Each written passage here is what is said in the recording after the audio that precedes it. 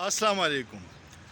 مونږ ته علماو صاحبان ویلي دي چې د روزې یو میاشت شیطان بندوي، خو زمان دا زه دا ده کو هغه شیطان اوس ریټایرمنټ والی او په پنشن گزاره کوي، نو ځکه دومره ډیر شاګردان په مارکیټ کې پریخي دي چې د هغه ډیوټۍ یا خلکو ته به د هغه کمې نه محسوسیږي.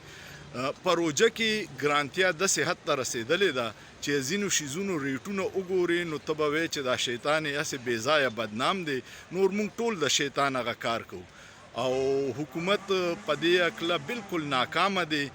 څه مارکیټ چې وګورې نو مسلمانان نورې دنیا کې به کیدای شي شیطان یې تړلي، خو پاکستان کې بالکل آزاد دی او د هغه شاګردان ښه په ګڼ تعداد کې دي. نو الله دې رحم وکړي او دا تاجران به ټول اوس بیا په صف کې مخکې ولاړي په مونځ کې، او په شلمه روژه به دوی خانه کعبې ته ځي عمرې له چې دا څه لوټ مارې کړی دی چې د دې ورته معافي وشي. الله دې په موږ ټولو باندې رحم وکړي او سوچ پې وکړي، په سوچ کې څه ګناه نشته.